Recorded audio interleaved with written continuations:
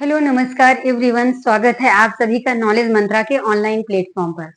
तो हम लोगों की चर्चा चल रही थी पुनर्जागरण पर, जिसमें कि काफी कुछ हमने जो है 50% से ज्यादा सिलेबस कवर कर दिया है। पुनर्जागरण से संबंधित जो भी इम्पोर्टेंट इवेंट्स थे उनको हमने कंप्लीट किया है। तो फिलहाल हम पढ़ क्या रहे थे, हम पढ़ रहे थे कि पुनर्जागरण काल के बाद में हर क्षेत्र में कुछ ना कुछ प्रभाव पड़े, कुछ ना कुछ चेंजमेंट आया। तो मुख्य रूप से हमारा टॉपिक चल रहा था कि साहित्य के क्षेत्र में प्रभाव क्या पड़ा, इसके बारे में हमने आपको कल बताया था। तो एक बार आपको फिर से हम जो है रिवीजन कराते हुए चलते हैं कि हमने कल पढ़ा था कि साहित्य के क्षेत्र में प्रभाव क्या क्या हुए थे। तो मैंने आपको बताया था कि अगर साहित्य के क्षेत्र की बात करते हैं तो पुनर्जागरण के पूर्व जो साहित्य था वो सिर्फ और सिर्फ कितनी भाषाओं में लिखा जा रहा था, तो वो 2 भाषाओं में लिखा जा रहा था। किंतु साहित्य वो 2 भाषाएं कौन-कौन सी थी? एक थी लैटिन और दूसरी जो है थी कौन सी? दूसरी भाषा जो है ग्रीक थी। 2 ही भाषाएं थी जिनमें साहित्य लिखा जा रहा था। लेकिन पुनर्जागरण के बाद स्थिति ये हो गई कि जो क्षेत्रीय भाषाएं होती थी उस समय की, तो क्षेत्रीय भाषाओं में भी कई सारे साहित्य लिखे गए। तो पहले यानी कि पहले क्या अधिकार नहीं था? तो पुनर्जागरण के पहले जो था, जो लैटिन और जो दूसरी ग्रीक भाषा थी, यानी कि जो भी ग्रीक भाषाएं थी, लैटिन और क्या नाम है ग्रीक भाषा जो थी, इनके अलावा अन्य भाषा में जो है साहित्य लिखने का अधिकार नहीं प्राप्त था। अगर कोई साहित्यकार ग्रीक और लैटिन भाषा के अलावा अन्य किसी उसमें साहित्य लिखता था तो उनके साहित्य को जला दिया जाता था। अगर साहित्य जलाने के बाद भी अगर कोई लेखक या साहित्यकार नहीं मान रहा है तो उसको क्या कर दिया जाता था? उसी को फांसी पर चढ़ा दिया जाता था या फिर उसको जिंदा जला दिया जाता था। तो इन्हीं साहित्यकारों में से जो है एक साहित्य कई सारे साहित्य निकल करके आए जिसमें कि स्थानीय भाषा में यानी क्षेत्रीय भाषा में जो है अपने अपने साहित्य लिखे। तो इस तरह से बहुत बड़ा व्यापक प्रभाव पड़ा किस पर? साहित्य के क्षेत्र पर। इसके अलावा दूसरा प्रभाव क्या पड़ा? तो दूसरा प्रभाव ये पड़ा था कि जो साहित्यकार या लेखक थे वो स्वतंत्र रूप से बिना किसी के दबाववश जो है साहित्य लिखने लगे।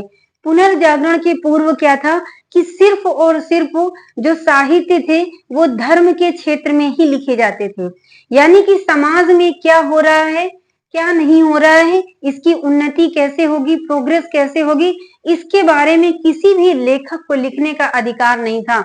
लेकिन पुनर्जागरण के बाद जो है ये सबसे बड़ा व्यापक प्रभाव पड़ा कि साहित्यकार जो थे वो स्वतंत्र रूप से और बिना किसी के दबाव के किसी भी क्षेत्र में जो है साहित्य लिखने लगे।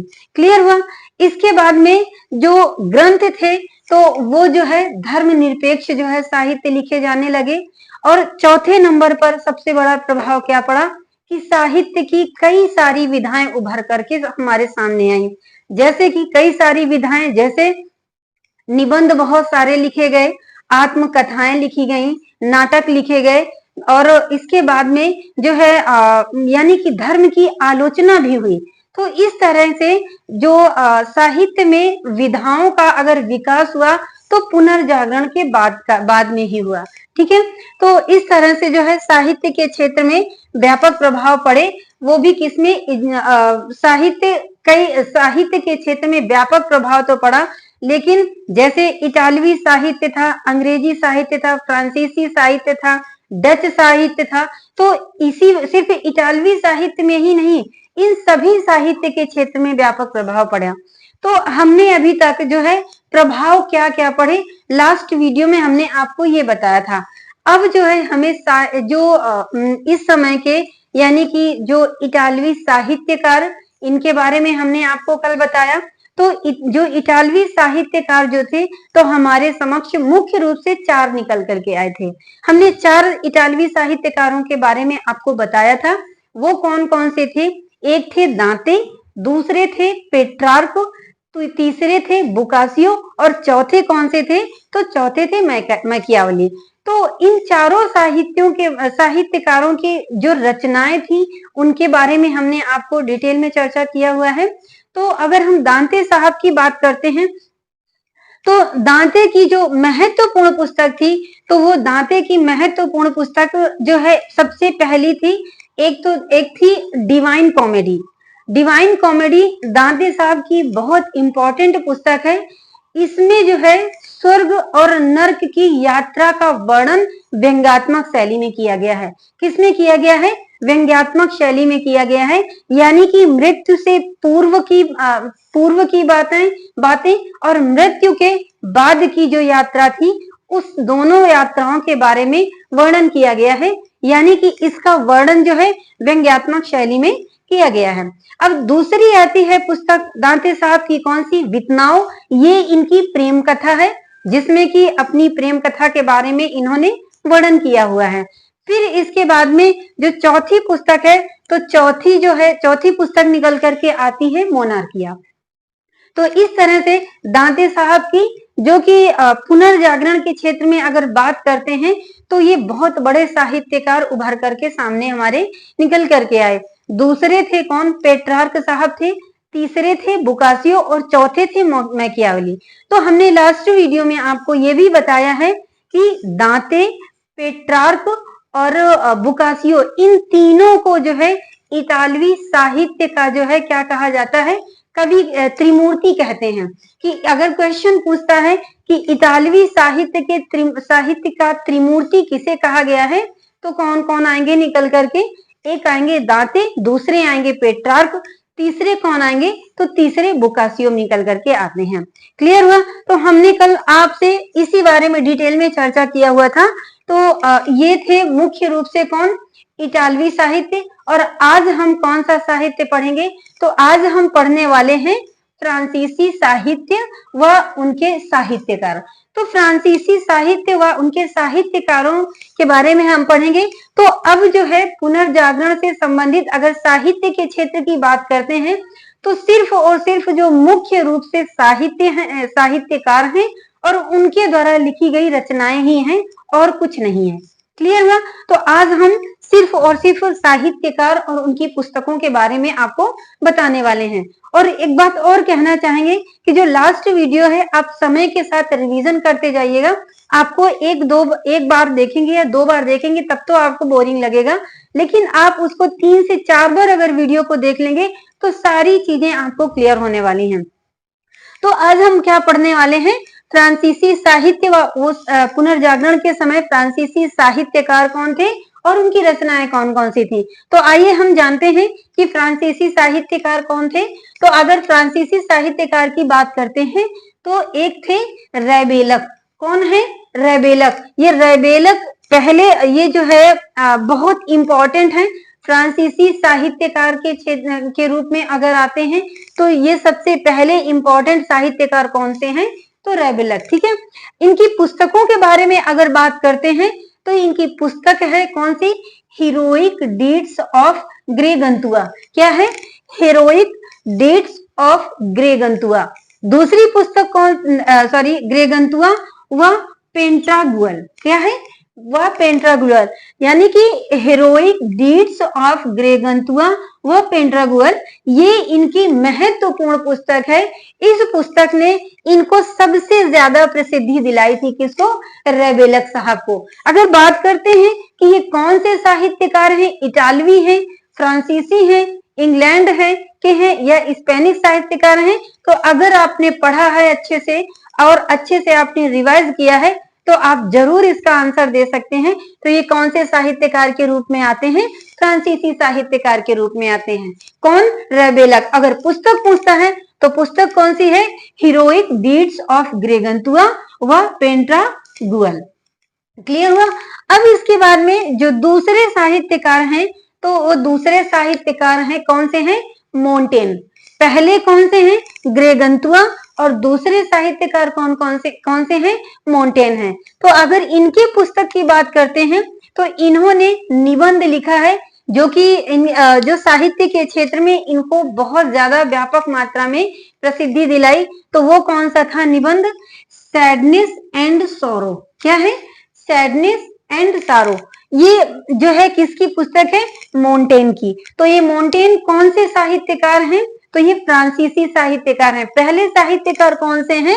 रेबलक हैं, और दूसरे कौन से हैं? मोंटेन। इन्होंने निबंध क्या लिखा है? Sadness and sorrow. ओके, इनको क्या कहा जाता है? इन्हें वोल्टेयर का अनुगामी कहते हैं। क्या कहते हैं? वोल्टेयर का अनुगामी कहा जाता है। तो दो साहित्यकार, फ्रांसीसी साहित्यकार कौन कौन से? एक रेबलक और दूसरे मोंटेन।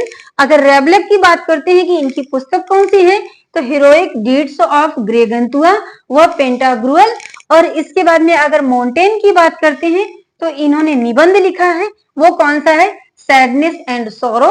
अगर बात करते हैं कि इनकी उपाधि क्या है, तो इनको वोल्टेयर का अनुगामी कहते हैं। क्लियर हुआ? अब इसके बाद में तीसरे साहित्यकार आते हैं मार्सिग्यो। तीसरे साहित्यकार कौन से हैं? मार्सिग्यो। तो तीसरा, इसके पूर्व हमने दो साहित्यकार कौन कौन से पढ़े? तो सब पहले पढ़ा हमने रेबलक और दूसरे कौन? मोंटेन। अब तीसरे अगर बात करते हैं तो तीसरे कौन से हैं? मार्सिग्यो हैं। इनकी पुस्तक अगर पूछता है कि इनकी पुस्तक का क्या नाम है, तो इनकी पुस्तक है डिफेंडर ऑफ पीस। क्या है पुस्तक का नाम? Defender of peace. इसमें जो है इस पुस्तक का मुख्य विषय क्या है? अगर ये बात करता है कि इनकी पुस्तक का मुख्य विषय क्या है, तो इसमें जो है पोप की आलोचना की गई है। किसकी आलोचना की गई है? तो पोप की जो है इसमें आलोचना हुई है। कौन सी पुस्तक में? मार्सिग्यो की पुस्तक डिफेंडर ऑफ पीस में। आई होप आप बहुत अच्छे से समझ गए होंगे। तो इसमें कोई भी चीज समझने वाली नहीं है कि इतना डिटेल में समझाया जा सके। इसमें सिर्फ साहित्यकार व उनकी पुस्तकों के बारे में है। अब आपको ये जानना है कि कौन से फ्रांसीसी साहित्यकार हैं, कौन से इतालवी साहित्यकार हैं, कौन से स्पेनिश साहित्यकार हैं और कौन से डच साहित्यकार हैं। सिर्फ आपको इतना अंतर पहचानना है। अब इसके बाद में ये थे कौन से? फ्रांसीसी साहित्यकार। तो फ्रांसीसी साहित्यकार आपके समक्ष कितने निकल करके आए? 3 आए। पहले कौन है? रेबलक, दूसरे हैं मोंटेन और तीसरे कौन से हैं? मार्सिग्यो। और अगर रेबलक की बात करता है तो रेबलक की पुस्तक कौन सी है?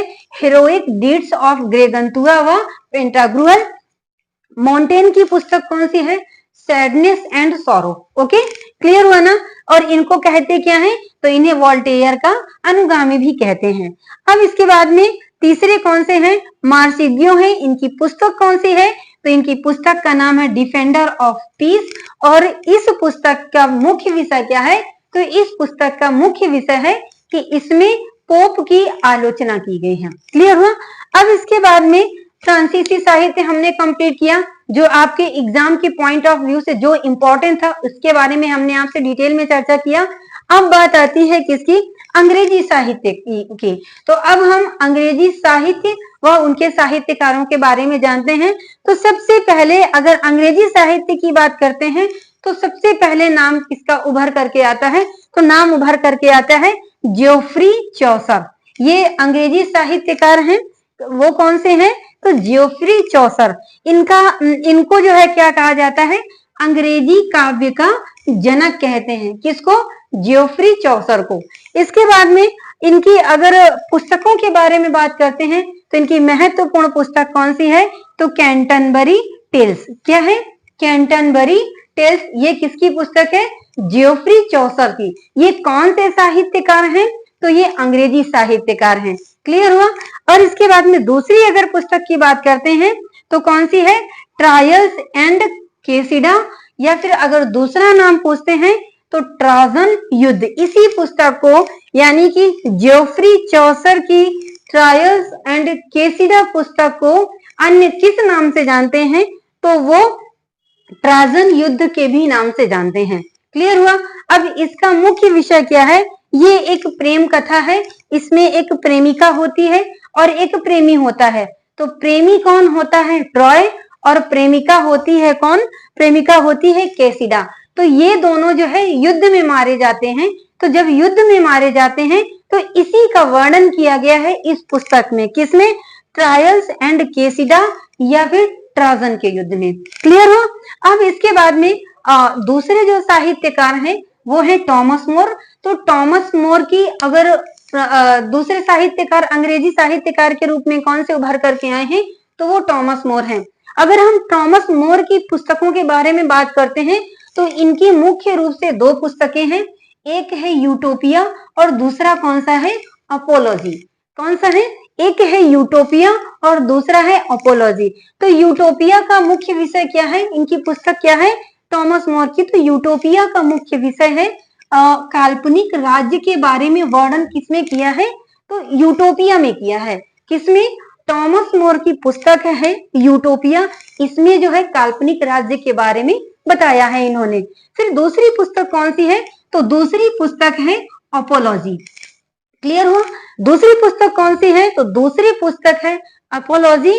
तो इसका भी मुख्य विषय क्या है, तो इसका मुख्य विषय है कि इस अपोलॉजी पुस्तक में जनता ने जो है क्या नहीं स्वीकार किया है, ईसाई राजा को नहीं माना है। क्या नहीं माना है, ईसाई राजा को नहीं माना है, इसीलिए इनको क्या दिया गया था, प्राण दंड दिया गया था। आई होप आप बहुत अच्छे से समझ गए होंगे। हमने 3 फ्रांसीसी साहित्यकारों के बारे में आपको बताया और 2 जो है अंग्रेजी साहित्यकारों के बारे में बताया। तो अंग्रेजी साहित्यकार पहले कौन से थे, तो पहले हैं जियोफ्री चौसर। इनको क्या कहते हैं, अंग्रेजी काव्य का जनक कहा जाता है। क्लियर। और इनकी अगर पुस्तकों की बात करते हैं तो पुस्तकों में कौन कौन सी पुस्तकें हैं, एक है कैंटरबरी टेल्स और दूसरी कौन सी है, ट्रायल्स एंड कैसिडा, या फिर इस पुस्तक का अन्य नाम क्या है, तो इस पुस्तक का अन्य नाम है ट्रोजन का युद्ध। इसका मुख्य विषय क्या है, तो ये ट्रोजन कैसिडा, ट्रायल्स एंड कैसिडा, ये जो है एक प्रेम कथा है। एक प्रेमी होती है और प्रेमिका होते हैं, दोनों युद्ध में मारे जाते हैं, इसी बारे में इसमें वर्णन किया गया है। इसके बाद में दूसरा आता है कौन, टॉमस मोर। तो टॉमस मोर की 2 पुस्तकें हमने कौन सी बताई आपको, एक बताई यूटोपिया और दूसरी बताई अपोलॉजी। अगर यूटोपिया की विषय वस्तु की बात करता है कि यूटोपिया की विषय वस्तु क्या है, तो यूटोपिया की विषय वस्तु है काल्पनिक राज्य, और अपोलॉजी में क्या दिया गया है कि अपोलॉजी में इन्होंने जो है ईसाई राजा को स्वीकार नहीं किया गया है, इसी वजह से इनको जो है प्राण दंड दिया गया था। क्लियर हुआ। अब इसके बाद में तीसरे साहित्यकार हैं जो कि बहुत बड़ी हस्ती, जानी मानी हस्ती है अंग्रेजी साहित्यकारों के रूप में। तो तीसरे साहित्यकार कौन है, तो तीसरे साहित्यकार हैं विलियम शेक्सपियर। कौन है, विलियम शेक्सपियर। और इसके बाद में अगर इनकी पुस्तकों के बारे में बात करते हैं कि इनकी मुख्य पुस्तकें कौन सी हैं, तो इनकी प्रमुख पुस्तकों में से आता है, पहली पुस्तक आती है हेमलेट, दूसरी कौन सी है, मैकबेथ, तीसरी है मर्चेंट ऑफ वेनिस, और चौथी है रोमियो जूलियट, और 5वीं कौन सी है, एज यू लाइक इट। तो इनकी 4 पुस्तकें बहुत इंपॉर्टेंट है साहित्य के क्षेत्र में। किसको, विलियम शेक्सपियर। विलियम शेक्सपियर इतना बड़ा नाम है कि इससे कोई भी अपरिचित नहीं है। आई होप आप लोग भी नहीं अपरिचित होंगे, आप लोग भी इस अंग्रेजी साहित्य के क्षेत्र में जो है इनको भी बहुत अच्छे से जानते होंगे और बहुत अच्छे से इनका नाम आपने सुना होगा। तो इनकी पुस्तकों के बारे में हमको जानना है कि उनकी पुस्तकें कौन कौन सी थी। तो पहली है हेमलेट, दूसरी कौन सी है, मैकबेथ है, तीसरी है मर्चेंट ऑफ वेनिस, चौथी है रोमियो जूलियट, और 5वीं कौन सी है, एज यू लाइक इट। तो इस तरह से जो विलियम शेक्सपियर थे, महत्वपूर्ण पुस्तकें हैं आपके एग्जाम के पॉइंट ऑफ व्यू से। इसके बारे में हमने आपसे डिटेल में चर्चा किया। इसके बाद चौथे आते हैं, चौथे अंग्रेजी साहित्यकार की अगर बात करते हैं तो चौथे अंग्रेजी साहित्यकार कौन है, तो मार्ले हैं। इनकी मार्ले की सिर्फ और सिर्फ 2 पुस्तकें बहुत इंपॉर्टेंट हैं जो अक्सर एग्जाम में देखने को मिलती हैं। तो वो कौन सी है, एक है तैमूर लंग और दूसरे कौन है, एडवर्ड सप्तम। एक कौन सी है, तैमूर लंग, और दूसरे हैं एडवर्ड सप्तम। ये जो है मार्ले साहब की प्रमुख पुस्तकें थी। अब आते हैं, एक नोट बना करके लिखिए आप लोग, नोट पॉइंट बनाइए, और इसमें जो है हमने आपको बताया क्या, विलियम शेक्सपियर या इनकी पुस्तकों के बारे में आपसे हमने डिटेल में चर्चा किया, और दूसरे कौन है, मार्ले, और तीसरे हैं जॉनसन। ये जो तीनों अंग्रेजी साहित्यकार हैं, ये तीनों अंग्रेजी साहित्यकार जो है एलिजाबेथ के समय पर थे और इन तीनों साहित्यकारों को जो है सिंगिंग बर्ड्स के नाम से जाना जाता है। क्लियर हुआ? तीनों साहित्यकारों को किस नाम से जानते हैं? तो सिंगिंग बर्ड्स के नाम से जानते हैं। कभी कभी एग्जाम में क्वेश्चन कैसे पूछता है कि आपसे क्वेश्चन करेगा कि सिंगिंग बर्ड्स में शामिल नहीं है, कौन सा कवि शामिल नहीं है, तो ये इन तीनों साहित्यकारों को दे देगा और एक अन्य साहित्यकार का नाम उठा करके दे देता है। तो उसमें आपको छांटना होता है कि कौन सा सिंगिंग बर्ड्स में शामिल नहीं है। तो अगर सिंगिंग बर्ड्स की बात करते हैं अंग्रेजी साहित्यकारों में, तो तीन कौन कौन से मुख्य रूप से निकल करके आते हैं? विलियम शेक्सपियर, दूसरे मार्ले और तीसरे कौन? जॉनसन। सबसे पहली चीज हमें जानना क्या हमारे लिए इंपॉर्टेंट है कि ये एलिजाबेथ के समय के जो साहित्यकार हैं ये तीनों हैं। दूसरी चीज क्या है कि ये सिंगिंग बर्ड्स के नाम से भी जाने जाते हैं। क्लियर हुआ? तो आई होप आप लोग बहुत अच्छे से समझ गए होंगे इस चीज को कि सिंगिंग बर्ड्स में जो है कौन कौन से साहित्यकार आते हैं। अब पांचवें आते हैं साहित्यकार अंग्रेजी साहित्य के क्षेत्र में, तो पांचवें हैं एडवर्ड स्पेंसर। इनकी सिर्फ और सिर्फ एक महत्वपूर्ण पुस्तक है जो एग्जाम के पॉइंट ऑफ व्यू से बहुत इंपॉर्टेंट रोल प्ले करती है। तो इनकी पुस्तक कौन सी है? Fairy queen. कौन सी है?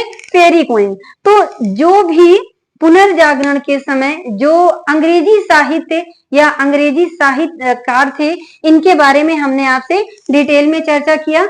3 फ्रांसीसी साहित्यकार और जो है 5 जो है अंग्रेजी साहित्यकार। तो इनको आपको हमने तो अपना काम कर दिया, अब आपको रिवीजन करने की जरूरत है। आप इस वीडियो को 2 से 3 बार देखेंगे तो आपकी एक एक चीज क्लियर हो जाएगी। ठीक है, तो अब जो है हमारा क्या समाप्त हुआ? अंग्रेजी साहित्यकार। अभी हम इसके बाद हम क्या आपको बताने वाले हैं? डच साहित्य। तो डच साहित्य में बहुत ज्यादा पुस्तकें नहीं है, एक बहुत महत्वपूर्ण निकल करके आते हैं साहित्यकार कौन? इरेस्मस। यही है जो डच साहित्य के क्षेत्र में अगर पुनर्जागरण काल में बात करते हैं तो लगभग इन्हीं की पुस्तकें जो है इन्हीं के बारे में सबसे ज्यादा क्वेश्चन पूछे गए हैं। तो डच साहित्यकार कौन से थे? इरेस्मस। और इनकी पुस्तक क्या है? The age of folly. पुस्तक का नाम क्या है? The age of folly. इस पुस्तक की अगर बात करते हैं कि इस पुस्तक का विषय वस्तु क्या है, तो इसका विषय वस्तु क्या है कि इसमें मूर्खत्व की प्रशंसा की गई है और प्लस क्या क्या क्या कहा गया है, क्या किया गया है?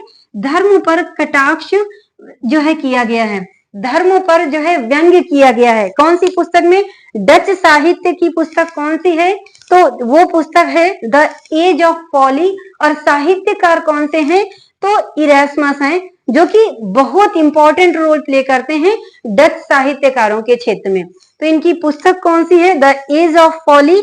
इसका विषय वस्तु अगर पूछता है कि विषय वस्तु क्या है, तो विषय वस्तु है कि इसमें मूर्खत्व की प्रशंसा की गई है और इसमें जो है धर्म पर व्यंग्य किया गया है या कटाक्ष किया गया है।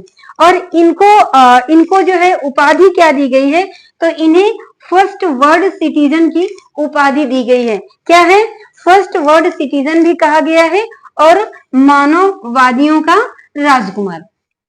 तो इस तरह से डच साहित्य जो था आपके एग्जाम के पॉइंट ऑफ व्यू से जो इम्पोर्टेंट था उसके बारे में हमने आपसे आपके समक्ष डिटेल में चर्चा किया। तो आज हमने 3 साहित्य कंप्लीट किए पुनर्जागरण क्षेत्र में। कौन कौन सा? एक फ्रांसीसी साहित्य और दूसरा कौन सा? अंग्रेजी साहित्य। फ्रांसीसी साहित्य में 3 साहित्यकार और अंग्रेजी साहित्य में 5 साहित्यकार और डच साहित्य में जो है 1 साहित्यकार, जो कि कौन से हैं? इरेस्मस हैं। तो बच्चों आज के लिए इतना ही।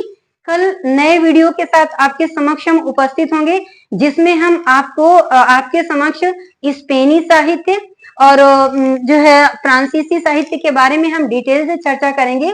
आज के लिए इतना ही। कल नए वीडियो के साथ आपके समक्ष उपस्थित होंगे, लेकिन जाने के पहले आपसे ये जरूर कहेंगे कि अगर आप हमारे चैनल पर पहली बार आए हैं तो हमारे चैनल को लाइक करें, शेयर करें और जिन बच्चों ने सब्सक्राइब कर लिया है वो ज्यादा से ज्यादा शेयर करें। और अगर हमारा वीडियो आपको अच्छा लगा है तो आप कमेंट्स बॉक्स में कमेंट्स कर सकते हैं। और आपको जो भी जो है टॉपिक में डाउट लग रहा है, तो आप कमेंट्स बॉक्स में कमेंट्स करके क्वेश्चन पूछ सकते हैं, ताकि नेक्स्ट डे मैं वीडियो बनाऊंगी तो मैं आपका कमेंट्स देख करके आपके किए हुए कमेंट्स का आंसर दे सकूं। तो आज के लिए इतना ही, मिलते हैं कल नेक्स्ट वीडियो के साथ। तब तक के लिए धन्यवाद।